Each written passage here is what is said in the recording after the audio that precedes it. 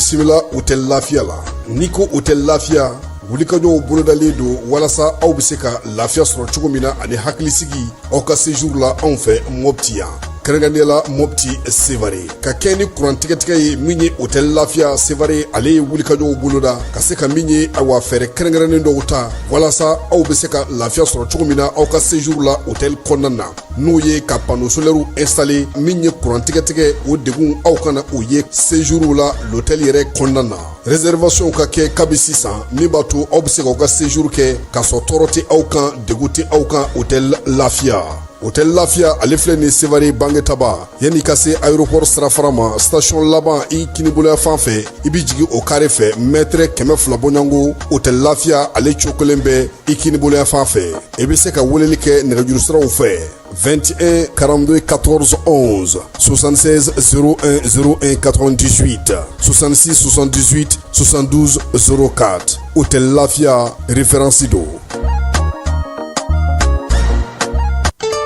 L'autorité de protection des données à caractère personnel poursuit sa mission d'information et d'accompagnement des usagers. Cette fois-ci, c'est au cœur du grand marché de Bamako que l'APDP mène une vaste campagne de sensibilisation. L'objectif est clair, informer, sensibiliser et accompagner les commerçants et les entrepreneurs s'y trouvant dans l'accomplissement de leurs formalités déclaratives devant l'APDP. Au-delà de l'accompagnement, l'APDP assiste également les responsables de traitement dans le paiement des frais de dossier liés aux formalités déclaratives. Ces paiements au marché se font désormais de manière simple et sécurisée via la plateforme électronique Trésor Pay, le moyen de paiement sécurisé de l'État conformément à la vision de plusieurs autorités du pays. L'APDP tient à rassurer la population. Les missionnaires sont facilement identifiables grâce à leur gilet, leur badge avec un ordre de mission officiel. Tous les paiements se font exclusivement de manière électronique et donnent lieu à un reçu en bonne et due forme. Par cette initiative, l'APDP réaffirme son engagement à rapprocher ses services des citoyens, à promouvoir la transparence et à garantir une meilleure protection des données personnelles au Mali.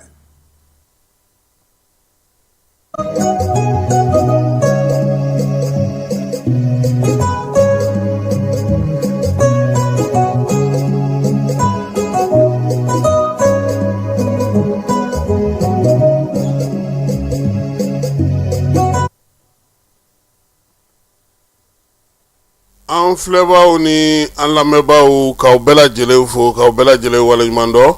bi ye alamisa ye mɛ kalo tile 7 san 2026 ka bɛɛ fo ka bɛɛ waleɲuman dɔn ko ni ala sɔnna ma min ye sibiri nata ye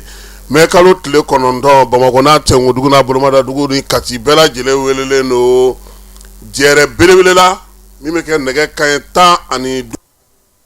na kɛ Mamadu Konate ale kɔnɔna Bamakɔ cogo min o jɛrɛ ɲɔgɔnna kelen o bɛna kɛ Mali fan 14 bɛɛ lajɛlen fɛ baaraw bɛ senna marabolo bɛɛ lajɛlen kɔnɔna na bɛɛ lajɛlen ka se ka jɛ ka bɔ k'a yira ka fɔ ko waleya min kɛra an ka jamana na an ma jɛn n'a ye bi an ma jɛn n'a ye sini Mali a kalalen bɛ to malidenw sudalen bɛ to malidenw bolo dilen ɲɔgɔn ma bɛ to jɛ ka baara wulikajɔ ni cɛsiri k'o yira ni ala sɔnna ma sibiri nata Bamakɔ ta bɛ kɛ Mamadu Konate la marabolo fana kɔnɔna na sa bɛɛ lajɛlen bɛ labɛn na yaasa min ye mɛ kalo tile 9 ye ale fana ka se ka dɔn ka fɔ malidenw ma sɔn bi u ma sɔn sini wolomasiri tɔgɔ ka ɲɛma ale ye kibaruya bɔ ka bi n'o ye Élisée Jean Daw ye ale min kɛra dagatigi nin waati na ko k'a da bɛɛ lajɛlen tulo ka sa ko nin kalo in tile 6 n'o tun ye kunungo ye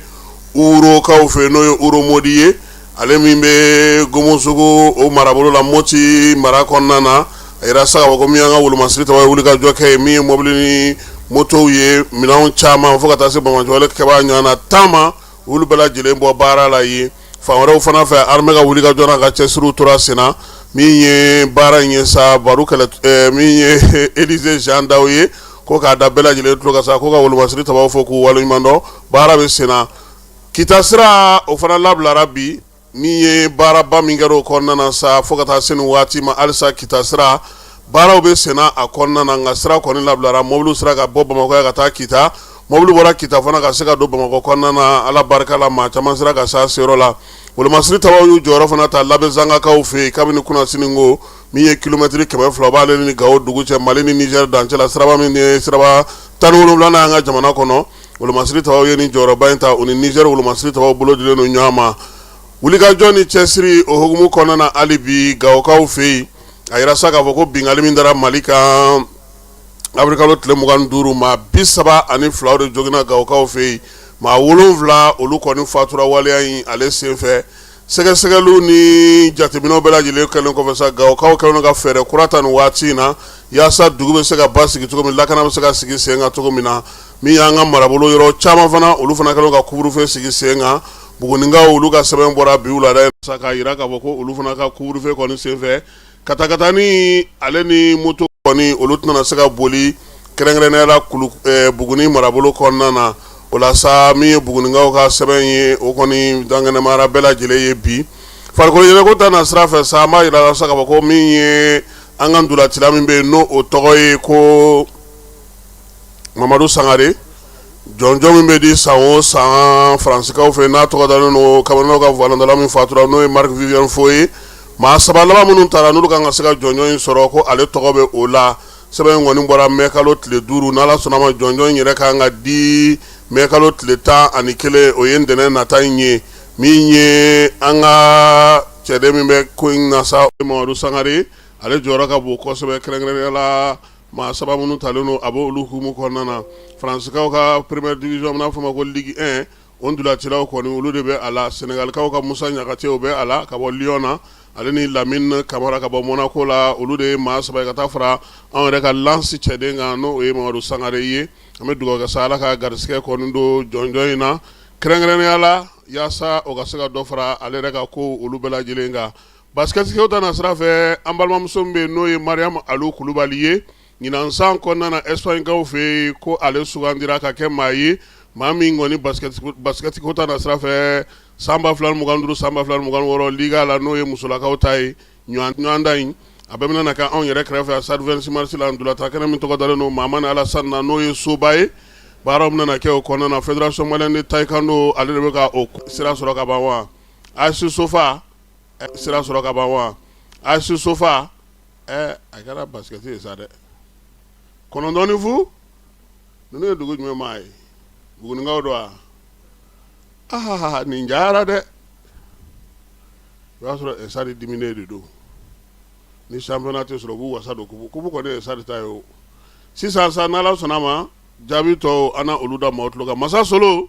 an b'ale ladon sɔɔni san ka se ka baabu k'a da bɛɛ lajɛlen tulo kan su in na ale y'an ka maa welele dugutigi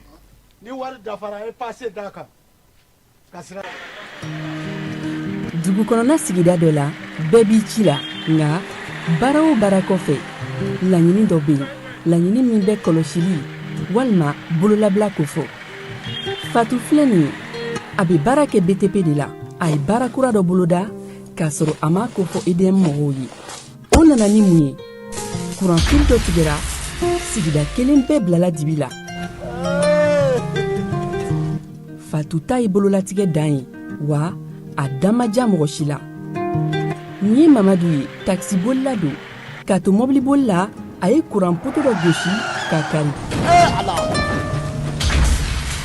a ma boli wa a ye EDMSA ka centre d'appel wele a ka nin kɛwale ɲuman in b'a to ka sara wɛrɛ tɛna bɔ a la Mamadu ye fasoden ɲuman ye wa a jan bɛ bɛɛ ka lakana la nka bɛɛ tɛ nin hakilina ɲuman in sɔrɔ Isa filɛ nin ye a bi ka kɛ komi a bi baara dɔ la k'a sɔrɔ a bɛ ka kofere électrique fil de bɔ ka t'u feere kuranko la fɛn bɛ jate kan ka minɛ an kana kɛ Fatu ni Isa ɲɔgɔn ye an ka kɛ i komi Mamadu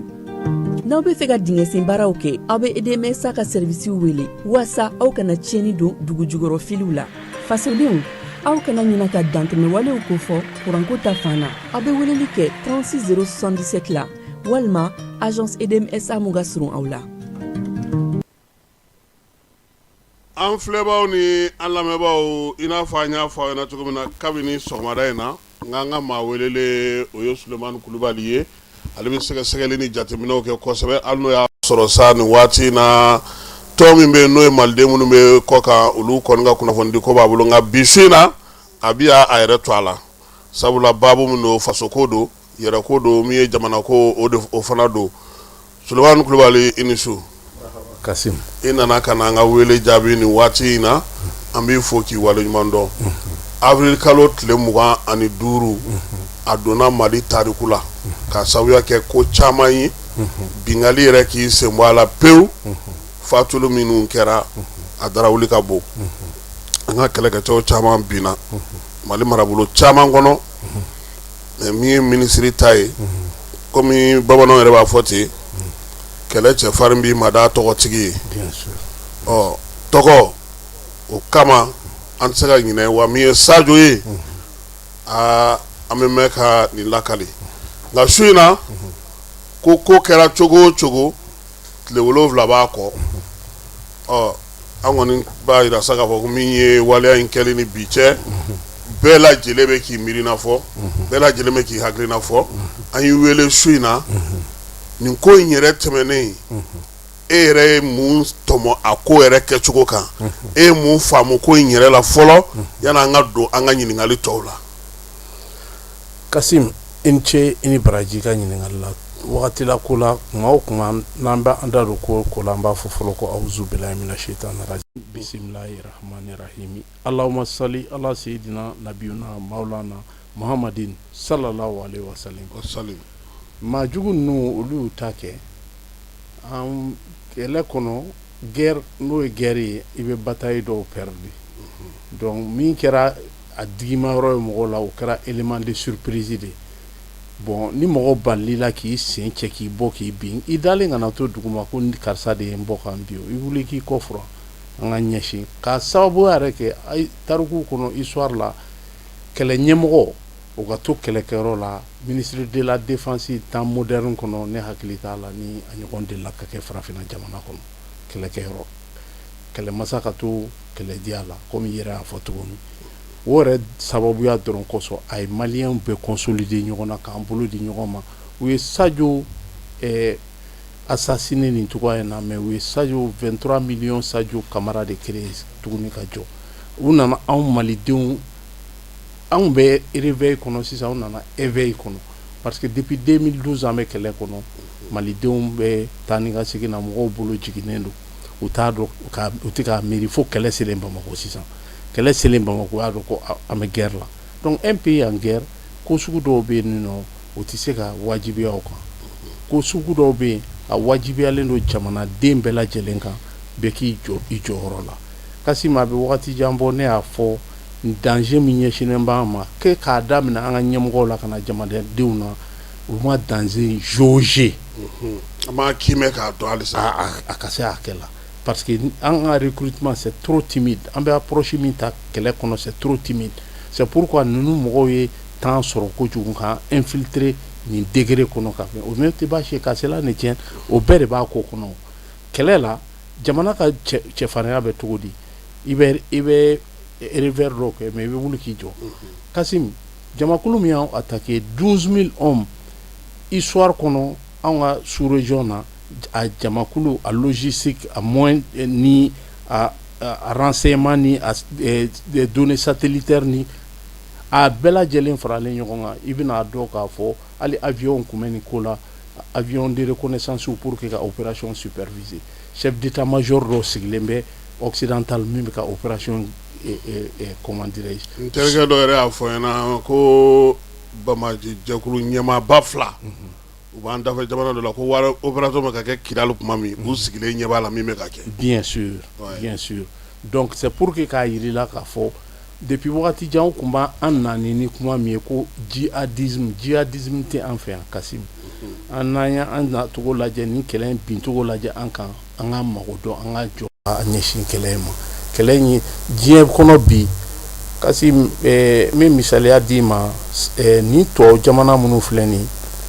san 700 tɛmɛnen na u nana esclavage la ka an ka jamana denw ta ka san 400 kɛ ka t'u ka duguw jɔ duguw jɔlen kɔfɛ u nana ye k'u mago bɛ industrie la u seginna ka na colonisation na ka san 100 k'o la dugu jukɔrɔ nafoloma fɛn fɛn b'anw fɛ yan nɔ matière fɛn fɛn b'anw fɛ yan olu de b'a ta ka taa bama yɛlɛmaw fɛ yan ka na n'a ye anw fɛ yan et puis u b'a ta an fɛ cogo min na u b'a ta ka tila ka an bolola sɔn an ka dugu jukɔrɔ nafolomafɛnw na. O tɛmɛnen kɔfɛ tuguni ka na néocolonisation na ka sɛbɛnfura bɔ ko an ka indépendance b'an bolo kun ka valeurs sigi an kunna ɲɛmɔgɔw minnu b'u ka baara k'u ye. An sera wagati dɔ de ma sisan an ye ɲɛmɔgɔ dɔ éclairés de sɔrɔ minnu ko ko non o kuma de tɛmɛna. Diɲɛ gɛlɛyara bi Kasim ka se degré min na bɛɛ k'i ka hakɛ défend k'i to i sigiyɔrɔ la. Nafolomafɛn min b'an fɛ yan Kasim fɛn dɔ jateminɛ an tɛna lafiya sɔrɔ. Nos aïeux là an ka maakɔrɔ minnu tɛmɛna olu ye lafiya min sɔrɔ an tɛn'o lafiya ɲɔgɔn sɔrɔ k'a sababuya kɛ mun na n ye san 700 histoire in f'i ye ka tɛmɛ Europe y'a ka existence bɛɛ kɛ bingali de la an sera yɔrɔ min ma bi o kɔnɔna filila gɛlɛya b'u ka cogoya bɛɛ la u yɛrɛ dama sigi dogo ni diɲɛ guerre fɛn fɛn wulila a bɛɛ wulila Europe de k'a daminɛ guerre mondiale fɔlɔ la ka na filanan na an bɛ don min na bi gɛlɛya bɛ Europe da la parce que hali u tun b'u ka ravitaillement n'u ka fɛnw sɔrɔ cogoya min na n'o ye Russie ni fɛnw ye bon marché la o bɛɛ tigɛra ka b'u bolo donc sisan u bɛ n'u ɲɛsin mun de ma Kasim historiquement kɛlɛ bɛ fɛn ba fila nɔfɛ sanu depuis lawale la ani taji kɛlɛ b'o fɛn fila nɔfɛ ne yɛrɛ ye sigi ka miiri ni n terikɛ dɔ tun bɛ kuma la a kuma na ne hakili la an y'a kuma kɛ ko i b'a jateminɛ histoire kɔnɔ Kankun Musa ka époque kɛra san 800 de ye ɲinan ye san 800 a taara Makan ni sanu min ye a ye diɲɛ bourse sanu kuru bin fo an filɛ don min na i ko bi mɔgɔ m'o contesté c'est l'homme le plus riche du monde. maa si ka nafolo ma ta kundama sɔrɔ fɔlɔ. Merci maa si ka nafolo ma ta kundama sɔrɔ o san 800 de ye ɲinan ye halisa sanu bɛ ka bɔ anw fɛ yen. Scientifiquement m'a prouvé mais n'i y'a lajɛ la plus grande réserve d'or au monde a b'a anw de fɛ yan Mali kɔnɔ. donc daba ye sunata daba ye sunɔgɔtan ye ka fara bassin pétrolier kan o bɛ kɛlɛ min kɔnɔ o ni n'i ye wulu fila ye boli la min ye wara ye ani min ma wara ye u ka bolicogo tɛ kelen ye donc anw ye wara ye an k'a dɔn k'a fɔ an mako ye min ye an k'an mako dɔn k'a ɲɛsin nin kɛlɛ in ma Kasim. an y'a ye k'a fɔ bingali a ye maa caman gayi kamana na hali bi maa dɔw ɲɛ yɛlɛlen fɛn dɔw bɛ f'u ɲɛna u tulo t'a mɛn u m'a faamu tellement fɛn in yɛrɛ jugar'u kan yalama nin bɛna na ni yɛlɛmaba de ye kɛlɛ in taabolo la wa ou bien nin ye ko ye min nana kɛ balana ye an ka sɔrɔdasikɛw la. Wajibi nin bɛna yɛlɛma don an taabolo la k'a daminɛ ɲɛmɔgɔ kun la ɲɛmɔgɔw ka kɛlɛ in taabolo k'a yɛlɛma mesure sugu dɔw tun bɛ jamana kɔnɔ laisser-aller sugu dɔw tun bɛ jamana kɔnɔ u ka bɔ o kɔnɔ Kasim donc kuma o kuma bɛ tɛmɛ hali n tɛmɛ n'i ka plateau kan n ye a kuma in fɔ yan n ko if you see something say something n'i ye fɛn dɔ ye fɛn dɔ fɔ Ala barika la an ka armée ka porte-parole a y'a kumakan ye ça prouve que à suffisance k'an ka ɲɛmɔgɔw bɛ k'an ka kuma lamɛn mais o t'a bɔ n ko Amérique fɛn dɔ bɛ yen ko most wanted k'a sɛbɛn mɔgɔ min maa jugu a recherchelen don prix de bɛ bila a kunna sans abri somantan ka dasi ni fɛnw bila a la a bɛ yala dankun ni ɲamankun na ka yɛrɛ kɛ fɛn san 2 FBI bɛ k'a ɲini u y'a ye cogo di a kɔrɔkɛ dɔrɔn de b'a dɔn a bɛ yɔrɔ min kɔrɔkɛ fa kelen ba kelen mais o ye policier u ye $1 million de bila caution na ni mɔgɔ min sera k'a yɔrɔ fɔ kɔrɔkɛ taara ka taa $1 million in ta k'a dɔgɔkɛ yɔrɔ yira faamaw la n'anw ka mɔgɔw sera ka prime bila maa o maa armée tɛ se ka se yɔrɔ bɛɛ ka mɔgɔw bila n'i ye banbanci wale mɔgɔw ye labɛn na yɔrɔ min i k'a dénoncer i k'a yɔrɔ fɔ a wagatiw fɔ enquête ka kɛ k'a dɔn k'a fɔ ko tiɲɛ don maa o maa kelen kelen fɛn fɛn mana kɛ 10,000 b'aw bɛɛ lajɛlen Kasim hali dɔw bɛ t'u somɔgɔw yɔrɔ yira n'u sen b'a ko kɔnɔ donc voilà des mesures que an ka jamana ɲɛmɔgɔw kan ka appliquer fɛn bɛɛ tɛ comme armée tɛ se ka nin bɛɛ ɲɛnabɔ an ka dugukolo ka bon fo k'a dama yanni an ka nin jama bɛɛ sɔrɔ voilà donc an k'an ka jeunes utiliser yɔrɔ minnu na comme anw ye kɔfɛ jamanaw kɛ anw ye nin taabolo ninnu ye yen nɔ an fɛnɛ ko misaliya di an ka ɲɛmɔgɔw ma an b'a ɲini u fɛ u ka an lamɛn Kasim an ka mɔgɔw bɛ se ka recrutement kɛ ka special forces bila cɛ 2 ka mɔgɔ 100 ɲini burusi kɔnɔna yɔrɔ bɛɛ la k'u entraîner ka ɲɛ k'u armer ka ɲɛ k'u assister ni mɔgɔ dɔw bɛ n'u jɔ mɔgɔ 50 mɔgɔ moto fila bɛ munumunu k'i jɔ k'a daminɛ kun fɔ kun ka tila ka segin ka na an b'a fɔ ko jama ba bɛ yen ni pisolo kelen minɛna maliyɛn bolo i b'a fɔ polisiw bolo i b'a fɔ ko diɲɛ de wulila a ye fɛn kɛ m'a fɔ ko ka marifa labila k'a kɛ ba y'a ye mais a y'a kɛ aw de b'a dɔn aw ka jeune utiliser mais nin bɛɛ ye misaliyaw de ye ka se ka jamanadenw préparer kɛlɛ kɔnɔ parce que jamanadenw y'a yira katikaw lajɛ u bɔra u bololankolon de foyi kun t'u bolo k'u ɲɛsin marifatigiw ma o détermination bɛ jamanadenw na an ka ɲɛmɔgɔw k'o lajɛ k'o ta ka baara kɛ n'o ye kelen n delila ka tɛmɛ i ka plateau kan n y'a fɔ n k'u ka armée nationale créer armée nationale c'est-à-dire armée populaire je vais dire armée populaire jamanaden bɛɛ lajɛ voilà et puis u ka entraînement u ka don sɔrɔsiya kɔnɔ n'u ma se k'o misaliya ta u ka armée kɛ comme Israël bɛ cogo min mandatoire n'i ye san 18 sɔrɔ wajibi i bɛ taa formation militaire kɛ Kasim, Amérique est la seule nation au monde, la population civile, marfa be min bolo min se ki jo ali Amérique armée parce que la constitution be au charia dum ali américain mi se ka char combat san manati se ka balala donc an ka akil yoro laje yoro munu ka tabolo yelemana mu yere deme ku jo senga muna Amérique yo ko parce que lutte d'indépendance de tumbu ni Angleterre ni ɲɔgɔn cɛ wado ka fɔ fanga u tɛ su la voilà donc ils se sont armés pour préparer k'u sigi donc anw ka nin kɛlɛ in filɛ nin ye Kasim n bɛna misaliya dɔ di mɔgɔ minnu bɛ ka nin maajugu ninnu dɛmɛ Kasim n ye esclavage fɔ tubabuw ma don ka na anw fɛ yan porte à porte ka don ka mɔgɔw minɛ sow kɔnɔ anw ka maakɔrɔ dɔw de ye mɔgɔw minɛ ka taa d'u ma u taara ka t'u ka duguw dilan colonisation na tubabu surtout an fan fɛ jamana in na u bɔra Sénégal de ka don parce que fédéral kun sigilen sɔrɔsi jɛkulu min wulila ka kɛlɛ kɛ a 90% kun ye farafinw de ye tubabuw bɛ kɔfɛ u y'u dɛmɛ n y'a f'i ye cogo min ka t'u ka jamanaw industrie wuli k'u jɔ donc olu ka jamanaw jɔ ka se ka dɔgɔtɔrɔso jɔ ka école d'u ka jamanadenw ma ka dun ka fa di u ka jamanadenw ma parce que anw ancêtres y'olu dɛmɛ k'o kɛ anw ancêtres minnu y'olu dɛmɛ k'o kɛ olu ka descendants ka sɔrɔ kɛra mun ye anw ka denmisɛnninw filɛ kɔgɔji kan ka t'u yɛrɛ faga k'u bɛ boli ka taa o yɔrɔ kelen na cɛncɛn kan k'u yɛrɛ faga ka taa k'u bɛ taa o yɔrɔ kelen na donc histoire n'est pas rose minnu bɛ ka ninnu dɛmɛ bi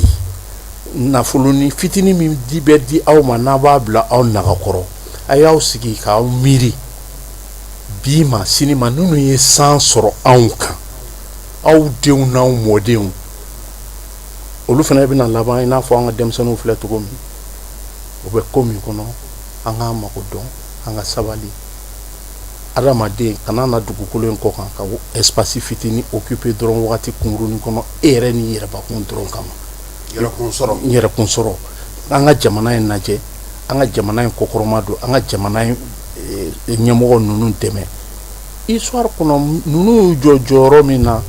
a ma ɲɔgɔnma deli ka kɛ farafinna continent kɔnɔ san 700 tɛmɛnenw olu bɛ na anw fɛ yan ka na anw bolo i bolo nafolo ma fɛn nɔfɛ n bɛ misaliya d'i ma hali ni Niger ma uranium exploité a tɛ foyi tiɲɛ Nigériens ye mais a digilen don Faransi la bi a tigɛlen don la min kɛ n bolo nafolo fɛn nɔfɛ bon donc anw yɛrɛ k'a lajɛ an Ala ye dugukolo dilan ka anw bɛn an sigiyɔrɔ bɛn yan diɲɛ Afrique est le continent le plus riche du monde mais Kasim Ala y'a kɛ o nafolomafɛn min a n'a dugukolo sɛnɛkɛ dugukolo min b'an bolo an ka armée k'a protéger k'a bila an denw n'a mɔdenw ye ayiwa nin fɛn min kɛlen filɛ nin ye maa caman y'i ta fɔ dɔw ko ko kunnafoni di dɔw ko kɛlɛkɛcɛw labɛnni e yɛrɛ bolo majɛ yɛrɛ belebeleba kɛra mun ye majɛ kɛra fɛn min ye kosɛbɛ kunnafoni la sisan u bɛ ka commencer ka san sɔrɔ an kan sinon an ye san sɔrɔ ka wagati bɔ mais sisan u bɛ ka bɔ ni stratégie caman de an yɛrɛ fanfɛla ninnu na ka farafin caman recruter k'u former désinformation na n'o tɛ Kassim i b'a imaginer e k'i miiri 2012 la ninnu y'anw minɛ ni 500 hommes de o y'a sɔrɔ RFI b'an fɛ yan o y'a sɔrɔ France 24 b'an fɛ yan TV5 bɛ yan Al Jazeera bɛ yan mais an filɛ ni 2026 la ni kɛlɛ in wulilen an ka mɔgɔw y'a repousser tile kelen kɔnɔ k'a bɔ a temps réel mɔgɔw b'a image ta u b'a bila donc o bɛ ko min kɔnɔna na an ka dɔ fara an ka kunnafoni carili kan an ka ɲɛmɔgɔw k'a dɔn k'a fɔ ko ka kunnafoni dinaw dɛmɛli wajibi de don impératif de don aw dɛmɛli ja wajibi de don faso baara dɔ don quoi u k'a lajɛ u ka créneau dɔ créer u bɛ se ka voies et moyens minnu créer pour que jamana donc n ko ninnu bɛ ka budget de dévoter ka di mɔgɔw ma pour que ka nin kɛlɛ makɔrɔmaw reçoit o don wa bon ay influenceur bɛɛ reçoit bɛɛ n'i ka koli taara i ka so merci donc maintenant u yɛrɛ ta hali minnu t'u fɛ u bɛɛ wele merci donc o bɛ ko min kɔnɔ an fɛnɛ ka kɛlɛ n'a taabolo don an fɛnɛ k'a dɔn k'a fɔ min b'a ko kɔnɔ an ka wuli k'an jɔ k'an ɲɛsin a ma Kassim ni lutte de survie de anw ka jamana ka jamanaya de bɛ nin ko kɔnɔna na kɛlɛ stratégie o ye militaire ye ne tɛ se ka fɛn fo la n t'o expert ye mais n bɛ fitinin minnu dɔn min bɛ se ka jamana dɛmɛ anw minnu ye kɔfɛla kɛ an ye fɛn fitinin minnu ye n y'o détail damadɔ d'i ma sisan u ka jamanadenw dɛmɛ jamanadenw k'u dɛmɛ ayiwa bɛɛ da bɛnna fɛn fana kan o ye k'a fɔ an ka jamana ka bon mais o bɛna ta wulikajɔ in senfɛ a yira k'a fɔ maaw ye u yɛrɛ sɔnna fɔlɔ parce que n'i y'a jateminɛ Kati ma bi jamanadenw de don mais bi est ce que marabolo bɛɛ lajɛlen na Kati ɲɔgɔnna man ka se ka labɛn gouvernement yɛrɛ ka dɛmɛ kuma tɛ mara kama bɔli baara bɛ ka kɛ hali bi n'i ye gouvernement ka conseil de ministre papier ta k'a la i b'a ye k'a fɔ sous préfet caman de nommera o kan ka yira k'a fɔ olu kan ka segin ka taa marabolo la n'u bɛ taa fana u kan ka taa baara minnu kɛ yaasa ka jamanadenw lakununi kɛ o fana tɛ se ka kɛ fɛɛrɛ ye labɛnw kɔnɔna na wa o fɛɛrɛ minnu filɛ n'o kan ka kɛ fɛɛrɛ ye labɛn kɔnɔna na Kassim ye misaliya min d'i ma fo jamana ɲɛmɔgɔw ka jamanadenw de la impliqué jagoya sa parce que t'a la bi hali bi ministre bɛ jagoko kunna a ye juraw ni baarakɛlaw ni fɛnw bisimila bɛɛ da bɛnn'o kan donc choix tɛ o mɔgɔw ko ten ko fo ka mɔgɔw yɛrɛ bila sa u yɛrɛ k'u yɛrɛ lakana u k'u yɛrɛ lakana gouvernement ka dɛmɛ don la merci ka cadrer ka ɲɛ an bɛ mɔgɔ minnu bila ko mais k'u ye Ukrainien recruteur hali kɔsan na semaine dɔgɔkun tɛmɛnen 500 special force bɔlen don Europe ni Amérique ni France ninnu na ka na u bɛ Côte d'Ivoire k'u bɛ na ni terrorisme kɛlɛ dɔwɛrɛ tɛ u bɛ ka na ni denmisɛnnin ninnu entraîner de ka pour que ka aw minnu nana ni terrorisme aw bɛ se k'o kɛlɛ cogo di donc aw yɛrɛ ka fɛn de don u ka fɛn de don e b'a ye tubabu ni bɛ se ka to anw kunkan ko la wa non kuma tɛ u ka nafa sɔrɔ sira ɲinini de don donc an ka ɲɛmɔgɔw ka mɔgɔw u yɛrɛ sigida la dɛ i m'a ye l'autre jour u na kuma ka yan fan fɛ k'olu ni civiliw tɛ ɲɔgɔn na ko u ni sɔrɔdasiw de bɛ ɲɔgɔn na mais aw bɛ ka civiliw de mɔgɔ minnu bɛ ka civiliw lakana aw ko aw n'olu bɛ ɲɔgɔn na e lakanabaga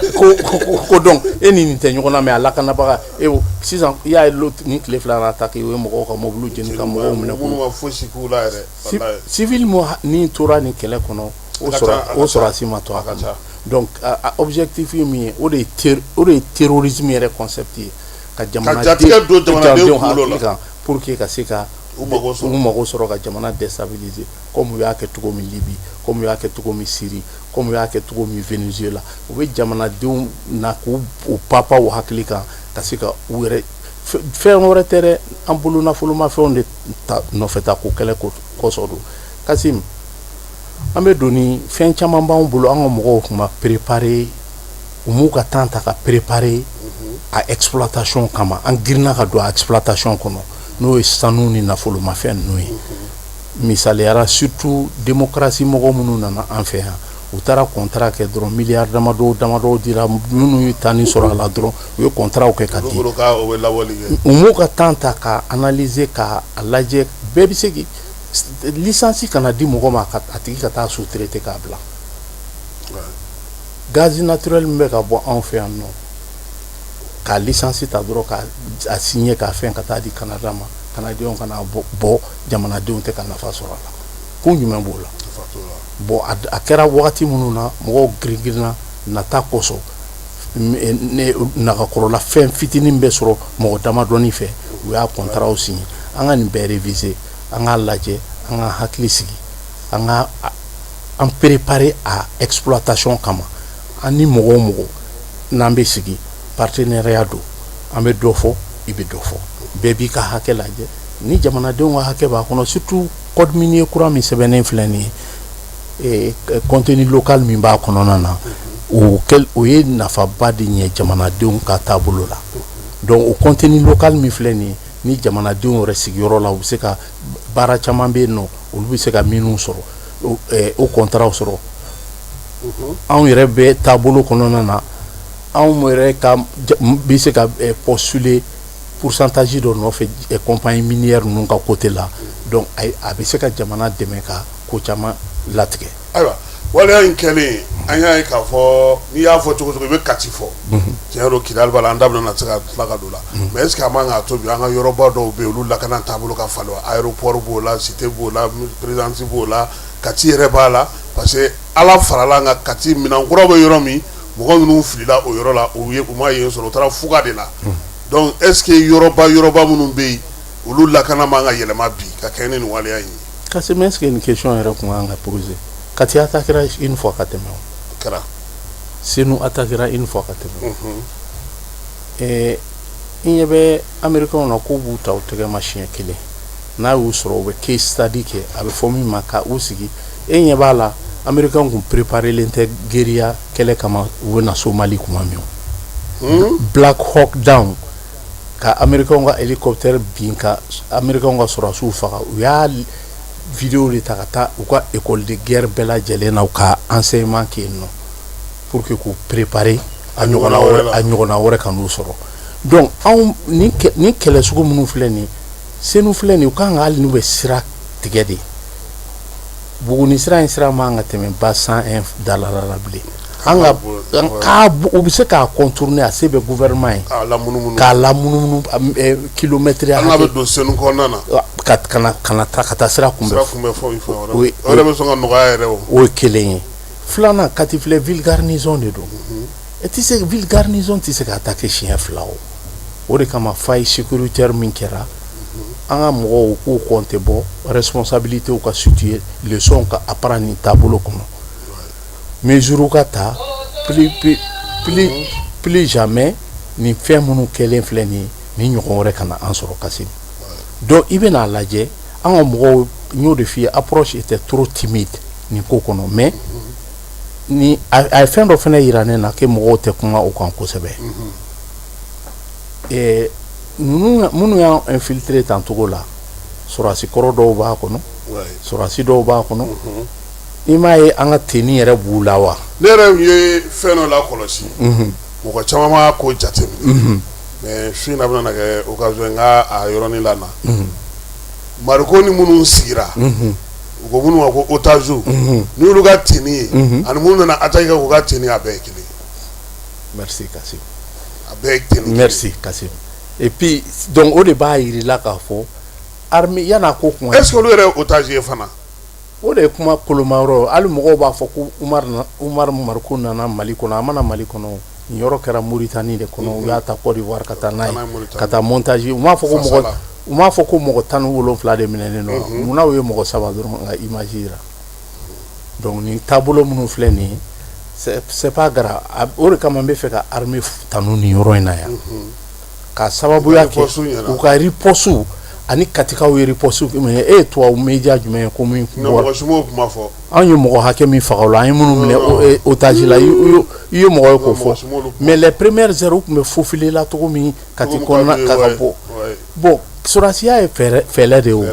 ni nin kun kɛra an ka sɔrɔsiw ka girin k'u kunbɛn k'a kɛ guérilla urbaine ye jamanaden caman de nin kun bɛ to a la o ye stratégie min adopté o ye stratégie min adopté kɔni repousser tile kelen kɔnɔ samedi yanni tile bɛ bin yɔrɔ fɛn fɛn kati dɔrɔn tɛ dɛ Gawo o Sévaré o Kɔna o yɔrɔ fɛn fɛn attaquera stratégiquement pratiquement u y'a bɛɛ repoussé gɛlɛyaba sɔrɔla Kidal de kɔnɔna na an bɛna an da t'o la donc ni de que l'armée monte en puissance terrestre, l'armée malienne est une puissance militaire qu'on ne peut pas nier. Aïwa, et dans ce Kidal comment Kidal taille mɔgɔ minnu ye a ko jateminɛ n'i yɛrɛ y'u yɛrɛ ka baabu n'u ka kunnafonidilaw ka kuma lamɛn i b'a ye k'a fɔ Ukraine ale senba yera Kidal ta la parce que wagati dɔ la sango juillet kalo la Ukraine tun ye dayɛlɛli kɛ ka denmisɛnnin 16 ta FLA mɔgɔ ninnu na ka taa n'u ye ka t'u dege drone baarakɛcogo la u y'a fɛnw kɛ Mauritanienkaw fɛ yen bon wulikajɔ min kɛra Kidal n'i y'a ko jateminɛ a bɛ n'a fɔ drone ye baaraba kɛ yen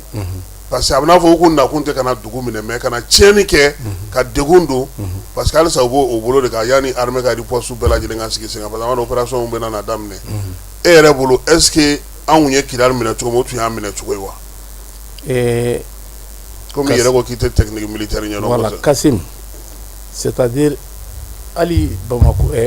Kati opération na ukrainien kun b'a cɛ la français dɔw minɛna a ko kɔnɔna na c'est-à-dire Emmanuel Macron de porte-flambeau Ukraine a causé la Europe. Ale de b'olu kɔkɔrɔ. A b'o kuma bɛɛ a b'olu ale de b'u ka cause. I b'a sababuya dɔn parce que Europe de bɛ ka Ukraine financer mais parce que France sait que financièrement olu tɛ se ka armement san ka na n'a ye anw fan fɛ donc Europe bɛɛ bɛ jɛ ka wari min di ka kɛlɛkɛminɛn san u ni Ukraine o cɛ ka na n'a ye anw fɛ yan nɔ. Ka Ukrainiens ta k'o entraîner k'u bila kɛlɛ kɔnɔna na Ukrainiens dɔrɔn tɛ o ani OTAN de bɛ ɲɔgɔn na Kassim ani OTAN de bɛ ɲɔgɔn na c'est la recolonisation de l'Afrique qui ne dit pas son nom u ye déstabilisation daminɛ Libye tugun donc bɛɛ n'i ka jɔyɔrɔ don sa quoi merci dɔw bɛna an nɛgɛ an ka taa négociation na CEDEAO ko tan u ye mɔgɔ dɔ désigner an ka taa yan fɛ an ka kɛ tan karisaw nana yan fɛ Union africaine président taara an ka mɔgɔ dɔw fɛ nin bɛɛ ye ko kelen in de ye Kassim surtout ne b'an ka mɔgɔ anw intellectuels a b'olu kɔnɔ ko n'olu y'a fɔ ko tubabuw ye nkalon tigɛ k'o kɔrɔ de k'u ma kalan quoi ni mɔgɔ ye nkalon tigɛ i bɛ fɔ cogo jumɛn b'a la n'o tɛ bon munna u b'a maamu ani jɔn bɛ sigi ka kuma olu kelenw de don mais 2012 misaliya filɛ an bolo mais u ma a wajibiya an kan fo ka MNLA tɔgɔ de bɛ falen dɔrɔn n'o tɛ nin bɛɛ terroriste groupe kelen don mais u y'a wajibiya c'est pourquoi ne b'a fɔ toujours an ka kɛlɛ in an ka politique ko in to yen politiciens tɛ se ka nin gérer c'est un aspect militaire parce que 2012 misaliya b'an bolo u y'u sigi ka kuma ni MNLA ye k'u intégrer gouvernement na ka baaraw d'u ma ka dɔw poste bɛɛ dir'u ma mais MNLA kɛlen k'a sago sɔrɔ k'a sigiyɔrɔ sɔrɔ u ma frontière très cɛ Kidal kɔnɔ Mali gouvernement officiel tɛ se ka don fo an ka autorisation ta et puis autorisation ta o ta an bɛ musaka dɔ sara o temps kɔnɔna na ka wagati de fana bɛ f'i ɲɛna dɛ i dan ye nin don ye et puis ka tila ka aéroport de Pointe créé Kidal financé par la MINUSMA avion ni fɛnw bɛ ka volu kɛ ka bɔ n'an ka sanu ye à leur guise pendant 10 ans aw minnu parti kɛ n'u ye ka paix kɛ n'u ye ka sigi ka kuma kɛ n'u ye aw ma dɔrɔmɛ kelen sɔrɔ a kɔnɔ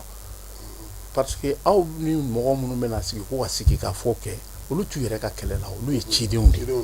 donc u bɛ ka tubabu jamanaw de sago ɲini ka kɛ pour que k'an ka jamana k'aw contrôler ka jamana déstabiliser pour avoir la main mise sur nos matières premières est-ce que olu mɔgɔ minnu bɛ k'u ci ka na anw kɛlɛ est-ce que olu pɛrɛlen don ka sigi ka kuma n'an ye ɲininkali bɛ yen de parce que ils sont pas prêts o olu ka histoire kɔnɔ san 700 tɛmɛnen kɔnɔ anw tɛ adamaden ye Emmanuel Macron ka kuma mɛn yan ko l'ingratitude n'est pas transmissible à l'humain donc anw tɛ adamaden ye quoi pour lui olu y'anw dɛmɛ nous on a été ingrat donc voilà ingratitude tɛ olu affecté voilà voilà pour que k'a yira ninnu affectelen don Emmanuel Macron kɔnɔna fililen don i y'a ka déclaration mɛn don ko Russie u y'a essayé k'a bɛ Syrie dɛmɛ ko Syrie binna u y'a essayé a ye jamanaw cité ka na fo ka na Mali cité a la e yɛrɛ min irisilatɔ ye e ni jamana 27 ɲɔgɔnna jiginna ka maa ba yirika pendant 100 ans kɔnɔna na anw ka jamana kɔnɔ kɛlɛ juguyara e bolo ka tɛmɛ fo kana se Bamako ma e bɛ na Russie la kelen dɔrɔn de ta bi an ka sɔrɔdasiw ni Russie filɛ combat la sur le front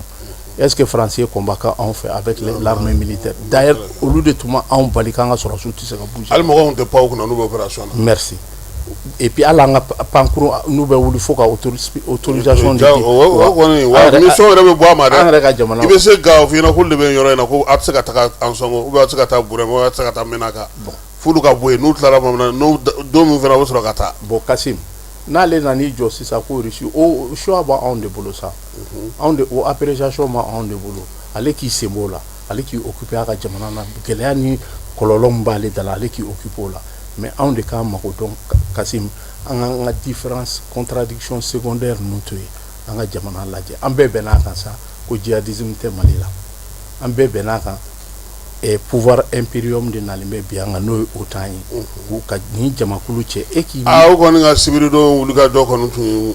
dogolen tɛ dɛ terrorisme tɛ foyi tɛ fanga ka bɔ yen an ka mɔgɔ sagona mɔgɔw sigi bɛɛ maliyɛnw y'o kɔni faamu ko in na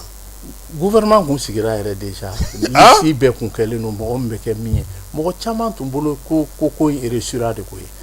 Kasim min kɛra anw na ni attaque nana degré min na mɔgɔ hakɛ min y'a kɛ simultanément jamana région 5 ɲɔgɔn fɛ même minute même heure sɔrɔdasiw kan ka fo n'a tɛ se ka ɲɛfɔ ka taa sɔrɔdasiw kan ka fo tiɲɛ yɛrɛ la u kan ka fo o de kama mɔgɔw tɛ k'a degré lajɛ parce que mɔgɔw ɲinɛna bɛɛ focalisera mɔgɔ faama ye Bamako de ye kosɛbɛ ani Bamako ko kɛcogo mais u ɲinɛna ka fɔ ko an ka marabolo 5 bin kɛra yɔrɔ 9 de kan waati kelen voilà bon hali Bamako est-ce que u sera ka Bamako yɔrɔ jɔ minɛ k'u sigi a la ayi i bɛ u ye résultat min ɲini ninnu yɛrɛ min ye nin ko labɛn u ma d'a la ko nin ko in sera ka échouer cogo min n'i y'a tila siɲɛ sigiyɔrɔma 4 ye nin stratégie ni nin nombre min nana n'i y'a tila siɲɛ sigiyɔrɔma 4 an dafɛjugu fɛn fɛn bɛ ka taa a bi u ka dugu u to a ko la kuma tɛ le petit pays donc maintenant petit pays kun ka ko bɛ ba sen fɛ donc k'a yirila k'a fɔ vraiment foli kan ka kɛ an ka sɔrɔdasiw donc nin yɔrɔ la an ka général d'armée Sadio Kamara hommage kan ka k'a ye adamaden mɔgɔ tɛ se ka mɔgɔ sacogo tɛ se ka ɲɛ ka tɛmɛ Sadio ta in kan quoi saya bɛ se k'i sɔrɔ circonstance bɛɛ la mais ka taa en tant que martyr toute une nation bɛɛ de ka wuli k'i ka saya kasi kɛ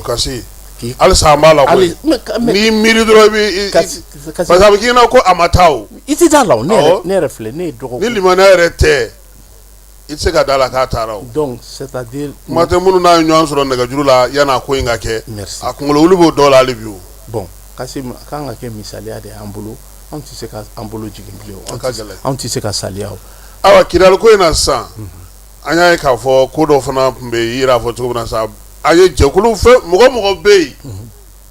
k'u ko minnu bɛ ka kɛ Mali kɔnɔ yan bi k'o t'olu fɛla ye u bɛɛ bɛ groupe kelen na an y'o dɔn nka an kun tɛ se k'a dɔn k'a fɔ a fɔ jɛkulu ma ko terroriste n'a sɛbɛnnen don Nations Unies yɛrɛ ka gafew kan ko FLA n'o bɛ jɛ fo bɛ taa laseli kɛ min ye nanzara kunnafoni gafew bɛ taa ka o fɔ k'o majamu ko ka tɛgɛrɛ ni tulo ni kɔgɔ kɛ o la o kɔni Kidali ko la o ye mɔgɔ caman dabali ban dɛ a ma ne dabali ban Kasim a sababuya kɛ nin ko in bɛ sen na a bɛ wagati jan bɔ an tun bɛ donc n bɛ siya la n bɛ diinɛ in na nin y'an ka conception n'an ka o tɛ nin ko in na a bɛɛ manamanakan a bɛɛ manamanakan Kasim anw de tun kan k'a ye yɔrɔ jan Kasim n'i y'a kɔlɔsi k'a lajɛ foyi wɛrɛ tɛ o terrorisme de don orchestré par l'Occident toujours olu de b'a kɔfɛ donc i bɛn'a lajɛ a ko kɔlɔlɔ dɔw bin n'olu kan a Charlie kɛra olu fɛ yan anw ka président yɛrɛ wulila ka taa ko an kɛra Charlie est-ce que anw ka journal dɔ de la ko olu mɔgɔ minnu y'o attaque k'olu ka jamana kɔnɔ k'u tanu u ka attaque bɛ k'olu ka dugu kɔnɔ Bataclan kɛra attaque 11 septembre il y a eu 3000 morts an bɛɛ jɛra ka Amérique o dugawu yɛrɛ kɛra Mali yɛrɛ la yan merci donc c'est pour que k'a yirila k'a fɔ nin ko in dabɔlen don a kama ka médiaw ka terror médiaw labɛn ka terroriste wele k'o ɲininka a b'a dɔn k'a fɔ ko mɔgɔ minnu ye malidenw faga mɔgɔ minnu ye civiliw faga mɔgɔ minnu ye mali sɛrɛlasiw faga ka t'u sigi aw ka plateau kan librement k'u ɲininka u ka fo aw de b'u ka propagande n'u ka image ta k'u bila mais a furadama tɛ mali ka succès ni mali ka opération minnu kɛra a tɛ foyi yira a bɛ o de yirila quoi k'a fɔ ko nin ye FLLA ye ni c'est-à-dire min ɲɛna nin ko kɔnɔ sisan kɛlɛ kuntagala jan ni bɛɛ si dɔnna quoi min ye min ye o tigi dɔnna donc an k'a dɔn k'a fɔ sisan ne bɛ min ɲini an ka ɲɛmɔgɔw fɛ sɔrɔsiya ni politique tɛ se ka basa ɲɔgɔn na a ka gɛlɛn n sen kelen bɛ yan fɛ n sen kelen bɛ Bamakɔ yan a fila tɛ taa dɛ kasi n bɛ fɛn dɔ f'i ye depuis don min ne ye ko commission d'observatoire depuis ne y'a créé dɔrɔn e siranna n dusukun kami an kan ka bolo ko ninnu kɔnɔ an ka bɔ o kɔnɔ kasi an kan ka bolo kɔnɔ n kan ka yira olu y'an senna sumayalanw de olu bɛɛ fait divers olu kɔni olu tɛ fo ka diɲɛ wuli politicien ninnu filɛ nin ye fo ka diɲɛ wuli sɛbɛnni dɔrɔn de tɛ yan i m'a faamu wa an bɛna mun kuma ɲɔgɔnya wɛrɛ kɛ an bɛna mun recommandation wɛrɛ kɛ an bɛna taa mun budget don ko fɛnɛ kɔnɔ tuguni donc an mako dɔn k'a fɔ kɛlɛ de an bɛ nous sommes un pays en guerre an ka o de ta k'o kɛ mojo ye ka jamanadenw préparer mentalement i b'a dɔn ko bi n'i ma farati yɛrɛ ka fɔ k'i bɛ mɔgɔw wele ka t'olu fɛn ninnu na mɔgɔw b'a fɔ ko ayi ya u jo don mais bien sûr parce que kun bɛ ko min na i bɛ se k'o sinsin mais olu fɛn ninnu filɛ nin olu ye an bɛ taa nin yɛrɛ bɛɛ kɛ an bɛ taa an ni jɔn de bɛ taa ka kuma san a kɛ kun ye k'an ka se ka sigi ka kuma minnu y'a yira an na k'u bɛ fɛ k'an bɛɛ fa olu anw de bɛ taa kuma wa an yɛrɛ dama de bɛ na kuma yan kuma de filɛ nin bolo parce que fɛn minnu bɛ sigi sen kan ni a bɛ taa wolo fɛn na min bɛ se ka jamana bɔ degun na an b'a ɲɛsin olu ma jiko bɛ yen kuranko bɛ yen sirako bɛ yen denmisɛnninw ka balokow bɛ yen mɔgɔw ka baarakow bɛ yen kalankow bɛ yen fɛn caman kɛnɛ wala an ka ɲɛsin olu ma merci musaka bɛ taa don nin sigikafɔ ni nin fɛn ninnu labɛnni na a n'a mɔgɔw kelen kelen ka musaka la an k'a kɛ ka fɛn wɛrɛ kɛ misaliya ka ɲi sa ni y'a ko kɛra yɔrɔ min na n'a ɲɛna an ka misaliya ta IB kan l'autre jour a ye tracteur caman san ka taa di région naani ma sɛnɛkɛlaw ta kɛra sira dilannaw ta kɛra région naani u k'u ka siraw n'u ka fɛnw labɔ wariw bɛ se ka taa don fɛn sugu min na a bɛ se ka yɛlɛma don jamanadenw taabolo la immédiatement o bɛ jamanadenw yɛrɛ kɛ i ka dɛmɛbaga kɛnɛkɛnɛw yɛrɛ ye dɛ merci Kasim wa ka tajiko in fana u ka wuli ka fu sira a ko la fana taji bɛ don a ti ye u k'olu ko ninnu ɲɛɲini fana Kasim o yɔrɔ min filɛ nin ye ayiwa an bɛn'o kɛ baabu wɛrɛ ye o bɛ bɛn émission kelen ma émission kelen de ma émission kelen an tɛ se k'o ale tɛ se ka furan ten dɔrɔn ka tɛmɛ quoi a ka bon o ma an k'an sigi leçon bɛ na apprendre ala sɔnna donc an k'a lajɛ hali an ka aéroport an ka dugu kɔnɔnaw filɛ cogo min n ye conférence dɔ kɛ semaine tɛmɛnen n y'a yira k'a fɔ an ka aéroport n kan tɛ siraba yɛrɛ min bɛ tɛmɛ a da la ko tɛ mais a kɔfɛ sira min bɛ taa ko ɲamakɔrɔ kurani ni fɛn ninnu a bɛɛ yiritu u k'a tigɛ k'a bɛɛ kɛ jardin minnu don potager minnu don danfɛn minnu bɛ k'a la a tɛ wuli ka tɛmɛ adamaden sen kunbɛrɛkurun kan donc k'a di jardiniers ma u b'a sɛnɛ k'a kɔnɔ ka nafa sɔrɔ a la mais en même temps u service de renseignement agent don u yɛrɛ t'a dɔn k'u recrutelen don armée fɛ mais n'u ye fɛn ye dɔrɔn k'a lakana donc nafa b'u bolo en même temps u bɛ ka jamana lakana ça voilà des situations que an ka jamana ɲɛmɔgɔw kan k'u ɲɛsin minnu ma ayiwa i y'a fɔ cogo min na ko in na bɛɛ lajɛlen ni jɔyɔrɔ don ne ko sa an ka jamana ni jamana cɛ sira ɲɛnabɔ taamali ko hukumu kɔnɔna na an bɛ se ka mun fɛɛrɛw sigi sen kan parce que o fana jɔyɔrɔ ka bon nin ko in na n'o ye diplomasi ye diplomasi kɛlen don ka jɔyɔrɔba ɲumanba de kɛ mais u ka dɔ fara a kan ka sababuya kɛ jumɛn ye ni mɔgɔ minnu kɛlen don k'anw attaquer u kɛlen don ka coalition de kɛ o talen bɛ fara jamana wɛrɛw de fɛnɛ fara u kan an fɛnɛ k'an ka diplomasi dayɛlɛ jamana bɛ jamana na an teri jamanaw jamana bɛ jamana na olu pɛrɛlen don ka logistique ka adamadenw bila ka na an dɛmɛ ni kɛlɛ in na an kana an limiter an ka AES dɔrɔn ou bien an n'an ka partenaire stratégique an k'an ka diplomasi ci k'a yɛrɛ kɛ jamana o jamana pɛrɛlen don ka an dɛmɛ mun bɛ nin waleya ninnu kɔn ka kɛlɛ kɛ a ko kan donc c'est-à-dire diplomasi kɔni an ka diplomasi bɛ baara ɲuman na mais ka dɔ fara cɛsiri kan parce que kɛlɛ diplomasi ni foyi wɛrɛ tɛ se ka don ɲɔgɔn na ayiwa alisa maaw bɛ ka ɲininkali minnu kɛ olu bɛ tali kɛ Kidali ko la c'est-à-dire Kidali enjeu kama bi est-ce que fɛɛrɛ minnu wulikajɔ bɛ ka kɛ n'a minɛna sen a man ka falen wa a lakanacogo man ka falen wa an bɛ ka Kidali kɛ ni dusu ye Kidali tɛ se ka kɛ ni dusu ye an k'a kɛ ni hakili ye Kidali ye yɔrɔ ye i tɛ se k'a minɛ ka t'i sigi a kan ten hali balo min bɛ kɛ dugu kɔnɔ a bɛɛ bɛ na de a bɛɛ bɛ fɛn a bɛɛ bɛ wɔɔrɔ wɛrɛ de mais an kɔni ne bɛ misaliya min d'i ma ne bɛ jaabi min d'i ma Kidali ko ni Kidali kɛlɛ banna nin kɔfɛ kɛlɛ wɛrɛ tɛ kɛ Kidali a bɛ dan ni kelen ma i k'a dɔn k'a fɔ ko enjeu ba de bɛ Kidali kɛlɛ in kɔnɔna na Algérie ka intérêt stratégique b'a kɔnɔ comment dirais-je France ka intérêt stratégique b'a kɔnɔ donc olu ka i m'a ye an kɛlen ka Kidali minɛ waati min an ka mɔgɔw kɛlen ka frontière assurer u nana ye pipeline de tun bɛ bɔ Kidali ka don Algérie kɔnɔ a datugulen Algérie ka pétrole coût binna de 76%. Donc i m'a ye enjeu min bɛ ko kɔnɔ donc tɔnɔ de don nafama kow de don quoi donc an b'a an cɛsiri k'an ɲɛsin a ma an mana ta cette fois-ci an ka investissement colossal de kɛ nin ko kɔnɔ quoi n y'a f'i ɲɛna cogo min nafolomafɛn ka ca anw fanfɛla la an man k'an sigi k'a lajɛ k'an ta don dɔrɔn k'an ta don dɔ bɛ na u bɛna bin an kan k'a minɛ fura foyi t'a la fo an ka labaara jamanadenw ka tɔnɔ sɔrɔ a la an ka labaara jamana ka tɔnɔ sɔrɔ a la donc o bɛ ko min kɔnɔ o bɛ na ni investissement de ye ça demande l'investissement et puis an yɛrɛ bɛ se ka nin ko ninnu don ba la ka a ko ɲɛɲini kosɛbɛ n bɛ min f'i ɲɛna ni Kidali taara an bolo la cette fois-ci i bɛna ye taagabolo caman bɛna don kow kɔnɔ a Kidali tɛ bi min kɔfɛ o a dan bɛ kɛ nin ayiwa i yɛrɛ b'a dɔn k'a fɔ ko in kɔni kɛlen maaw ye fɛn belebeleba saba min fɔ o ye jamanadenw ka basigi o ye sɔrɔdasiw ka wulikajɔ ye ani fana min ye Mali yɛrɛ kɔnɔna na bɛɛ jɛra ka kan kelen kɔni fɔ nin sen pour que nin waleya cɛjugu in ɲɔgɔnna wɛrɛ kana kɛ e yɛrɛ bolo bilasiralikan jumɛn bɛ se ka fɔ fasodenw ɲɛna ka kɛ ni nin waleya ye parce que an y'a ye k'a fɔ ko dɔgɔkun nata la yɛlɛmabaw bɛna don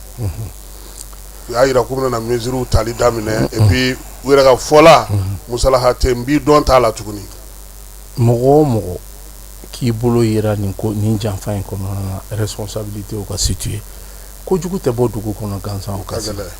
il faut que responsabilité o ka situer jamanaden bɛɛ k'i jɔyɔrɔ dɔn nin ko kɔnɔ i jɔyɔrɔ n da t'a la a selen filɛ yɔrɔ min na a bɔr'o la yɔrɔ a bɔr'o kɔnɔ jamana yɛrɛ ka jamanaya dɛ o de survie bɛ sen na donc an ka bɛɛ k'an bolo di ɲɔgɔn ma min bɛ se min na nin bɛɛ tɛ se ka to ɲɛmɔgɔw ma o min bɛ se min na n bɛ min f'i ye dɛ ni jamana ɲɛmɔgɔw ye opportunité di jamanadenw ma u ka se ka u yɛrɛ labɛn n y'a f'i ye cogo min ka u yɛrɛ militariser ni n ko militariser marifa hali n'a kɛra pistolet kelen ye u ka jamana autoriser an bɛ kɛlɛ kɔnɔ cogo min mais a ka se ka superviser a kana kɛ parce que anw ka jamana fɛnɛ voilà n'an ka jamana ni ko da solo bɛɛ la a mɛnna ni marifa sɔrɔ nin kɔni nin ye occasion dilen ma est ce que o fana tɛ ɲɛmaaw fana sira ko in bon o bɛ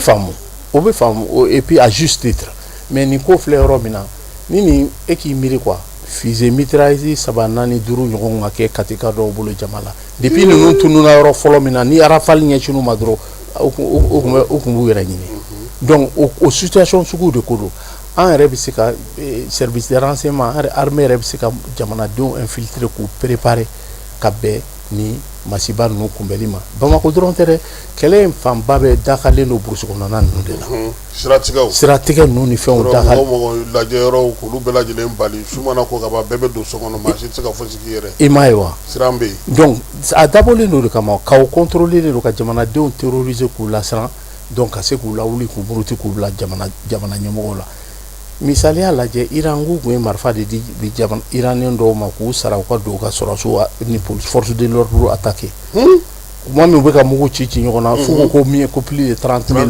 k'a sɔrɔ a bɛɛ tun ye propagande de ye a bɛɛ lajɛlen tout pour tout 3 000 morts mais un mort est un mort de plus c'est un mort de trop mais olu de y'a orchestré u yɛrɛ da nana bɛɛ k'a fɔ ka sɔn a ma k'a fɔ ko olu de tun ye armement di jamanadenw ma u ka jamana attaquer mais kɛlɛ wulilen kana bi jamana kan jamanadenw m'u ka différence bila kɛrɛfɛ yan école u ɲinɛn'o kɔ dɛ u ɲinɛn'o kɔ école den caman tun b'a mouvement kɔnɔna na u taara u ka professeur voir k'olu bɛ se ka yafa ɲini jamana fɛ cogo di pour que ka se ka don jamana ka jamanaya kɔnɔ donc anw fɛnɛ ko yɔrɔ ninnu de lajɛ an k'an ka différences bila kɛrɛfɛ kun foyi tɛ nin ko kɔnɔ kana dɔrɔn ka an to an bɛ san 700 kasi anw bɛ jɔn a juru de kɔnɔ san 700 ka ca an ka ɲɛnɛmaya kɔnɔ an ma se k'an yɛrɛ ye tout le temps kana an bolo nafolomafɛnw ta k'an bolo lasɔn n'a ye ka tila k'a kɛ kana taa statistiques bɔ depuis b'a fɔ pays en voie de développement kana kɛ pays pauvre tila ka kɛ pays pauvre très endetté an ka situation pays en voie de disparition de kuma ka fɔ an ma sa sisan a tɔ kuma to pays en voie de disparition donc an b'o mais o dɔgɔlankolon jamana aw b'olu nɔfɛ ko hali bi ko aw t'olu bila u ko k'u ka fantanjɛ kɛ ko ayi k'u kana fantanjɛ kɛ ko fo ka kɛ aw de sago ye merci fɛn dɔ bɛ yen i k'a lajɛ ni démocratie ko kɛlɛ don arabu jamana ninnu jɔlen bɛ élection jumɛn bɛ yen mais kɔrɔ ne y'o de fɔ hali an ka baabu dɔ senfɛ kɔsa in na n ye an ka kunnafonidila caman an ye ɲɔgɔn sɔrɔ nin waati laban ninnu na ne y'o ɲininka n ko k'a fɔ ne ɲɛna ne bɛ fɛ k'a dɔn élection jumɛn kɛra farafinna ni san 2 laban in na ko élection don n ko k'a fɔ u ka kelen fɔ ne ɲɛna bɛɛ bolo sera ka ɲɛsin ma ko Sénégal n ko Sénégal ta tun ye diyagoya parce que jamanadenw bolo dira président kun se tɛ a ye n ko mais n ko kɔfɛ a ye dɔ wɛrɛ fɔ n ɲɛna hali Sénégal ta ye ayi n sɔnn'o ma n ko ka dɔ wɛrɛ fɔ n ɲɛna u yɛrɛ y'u miiri k'u miiri u ma se ka fosi fɔ a tɛ yen Kasim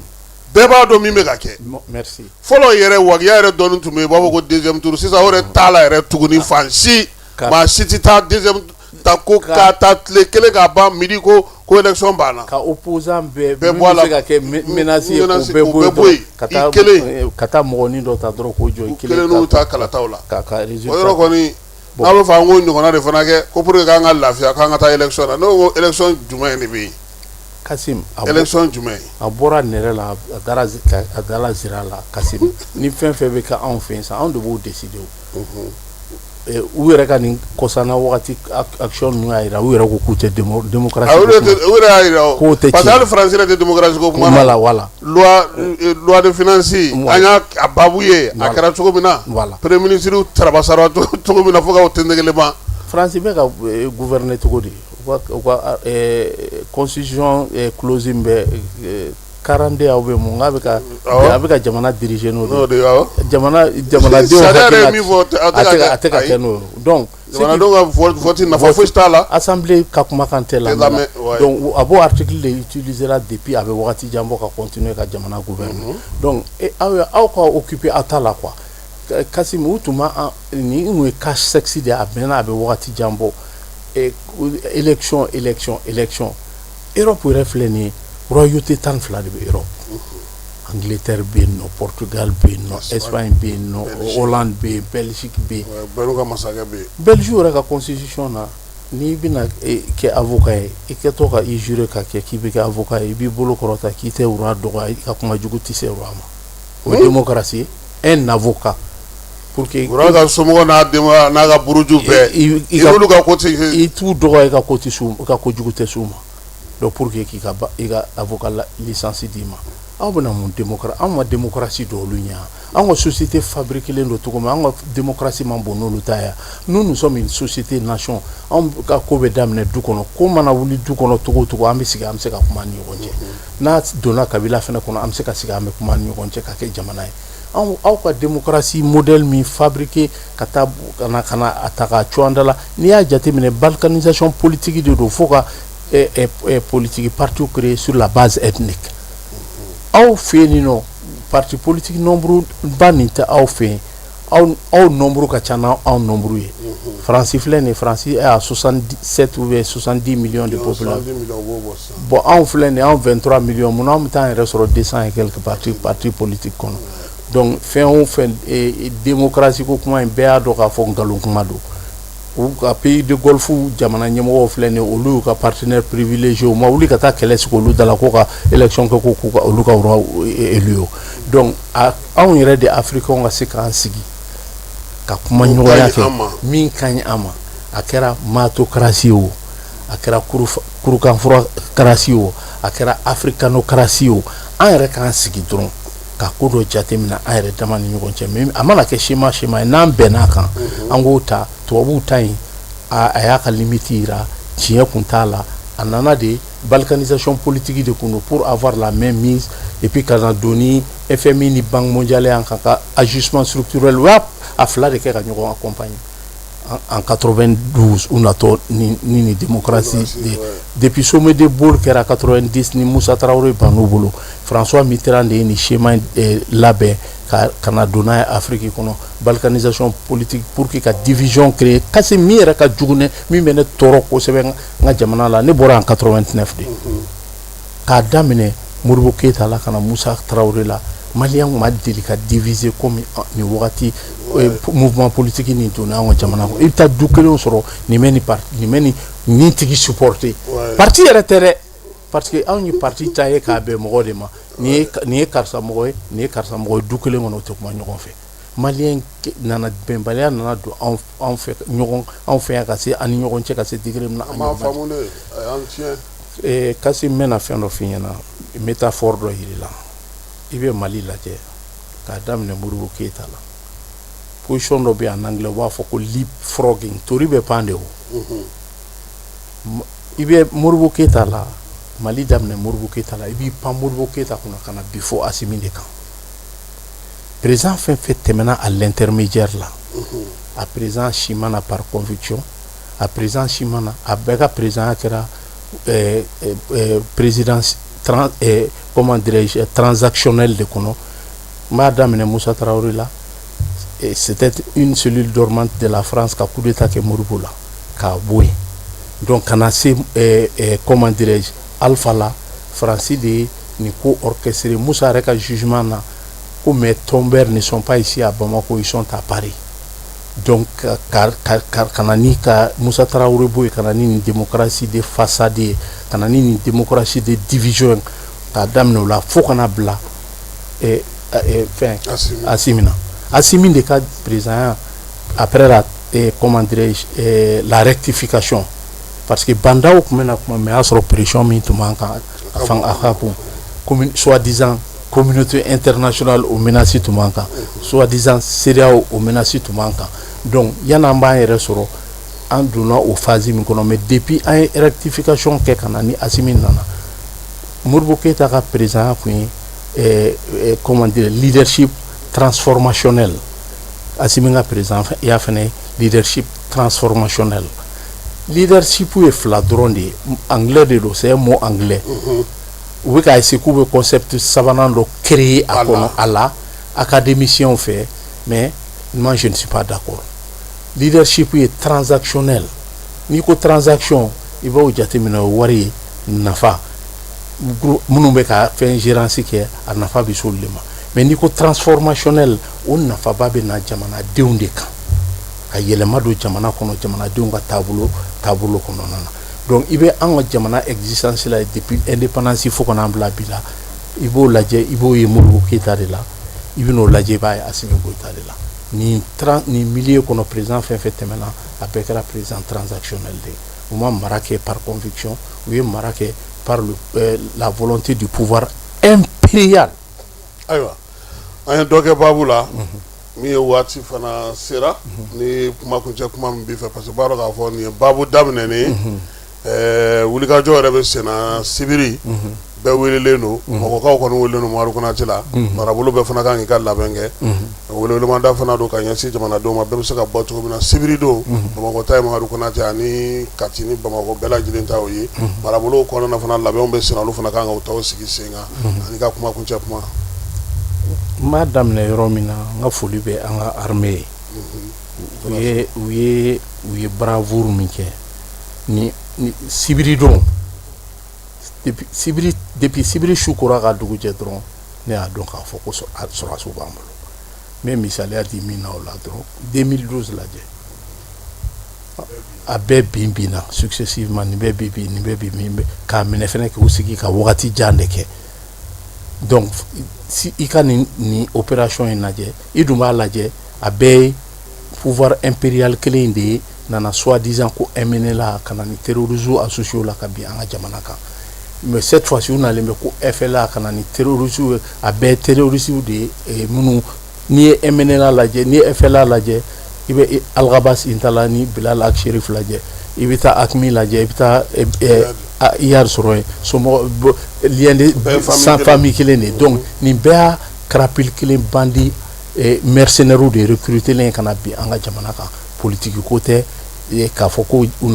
vision dɔ de b'u la ko ka yɔrɔ dɔ ta ka o tigɛ ka bɔ jamana la ko o gérer, ni si hakilina tɛ. N'u y'a yɔrɔ ta toujours i bɛn'a ye tubabuw de bɛna kana contrôle ta an ka nafolomafɛnw kan. Donc n bɛ foli bila an ka armée ye, n bɛ foli bila anw jamanaden bɛɛ lajɛlen ye, an y'o vision min ye k'a dɔn k'a fɔ ni kɛlɛ min binnen filɛ nin an kan kɛlɛ de survie de don. An ka différence bila kɛrɛfɛ, misaliya la dɔrɔn ka Iran lajɛ, u y'u jɔ u jɔyɔrɔ la. Qui pouvait imaginer que ko Iran b'i jɔ a jɔyɔrɔ la bi fo Amérique de bɛ boli ka segin ka taa Nations Unies na ko ka kuma Iran fɛ ko ka dayɛlɛ.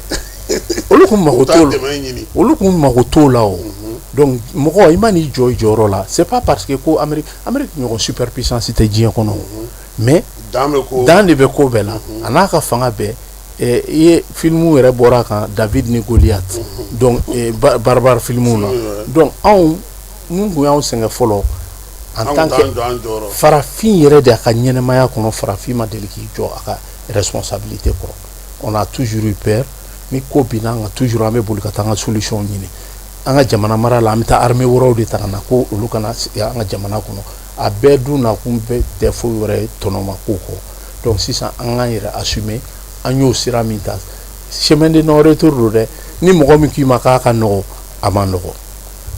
N'i ko k'i b'i ka yɛrɛma hɔrɔnya nɔfɛ diɲɛ kɔnɔ bi, le cas de Venezuela filɛ nin kana yira ka taa président démocratiquement élu ta ka bɔ a ka jamana kɔnɔ a bolonafɛnw nɔfɛ. Donc an k'an cɛsiri k'an ɲɛsin k'an ka jamana kɔnɔna fɛnw a n'a dugu jukɔrɔmafɛnw k'a lakana anw yɛrɛ côté la, an k'o sacrifice kɛ k'a bila an denw n'an mɔdenw ɲɛ pour que anw ye jɔnna juru, parce que anw filɛ temps min kɔnɔ nin diɲɛ sera gɛlɛya sugu dɔ ma bi Kasim, n'a tɛmɛna nin kan dɔrɔn bɛɛ bɛ nin kɛ ɲɔgɔn kan. Chine o Russie la o Amérique situation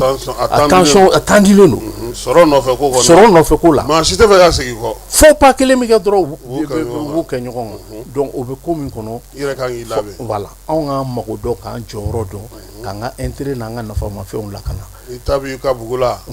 a b'i sigiɲɔgɔn ka bugu la, hakili i b'i wago dɔn i ta la fɔlɔ yanni i ka taa sigiɲɔgɔn dɛmɛ. Merci. Donc maintenant welewelekan bɛ n bolo ka ɲɛsin maliyɛnw ma,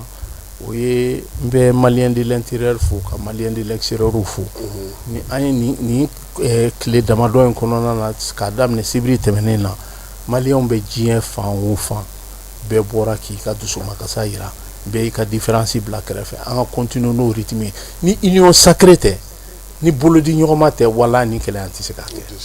Donc o wolomabila de tun bɛ n bolo ka ɲɛsin jamanadenw ma. An b'i yɛrɛ fo i ka cɛsiri la. Voilà. Sulemani Kulibali ale de tun b'an bolo bi su in na ka se ka baabu kɛ, an b'a fɔ k'a waleɲuman dɔn, n'Ala sɔnna a ma an na ɲɔgɔn sɔrɔ waati wɛrɛ. Maa minnu kun sɔgɔlen na k'u fɔ k'u waleɲuman dɔn, Falaye Keyita, Keba Jalo, olu tun bɛ k'a bila bɔlɔlɔ sanfɛ, a bɛ se k'a ye cogo min na. An bɛ dugawu kɛ sa ko Ala ka sini jira an na. Min ye baara ye a bɛ daminɛ 9h ni Ala sɔnna a ma, Ala ka fajiri kɛ an bɛɛ lajɛlen garisigɛ ye. bɛɛ lajɛlen ma, aw minnu b'a fɛ ka voyager k'a sɔrɔ a ma degun sɔrɔ a ka voyage kɔnɔna na. Compagnie de transport Somatra u y'a kanu ka na ni kari kura caman ye, kari minnu dilanna norme kɔnɔna na aw ka lafiya kama, a suspension wo, a climatisation, a siège wo, n'i ye kari jɔlen ye foyi tɛ jigin kɔnɔ, i bɛ se ka don a kɔnɔna na cogo min na. Somatra e ka kari, Somatra ne ka kari, Somatra anw ka kari. O hukumu kɔnɔna na kari ninnu bɛ sira ta don ko don Bamako, Segu, San, Moti, Kucala, ka taa se Sikaso ma, Keɲeba, Kita. O ma ɲina Yoro di Sahel maaw kɔ ka taa se Kolokani, Jijeni fo ka taa se Bɛnma ma. Somatra fiɲɛ foroko, Somatra ka wuli hɛrɛ la ka se hɛrɛ la. Ayiwa, client aw bɛ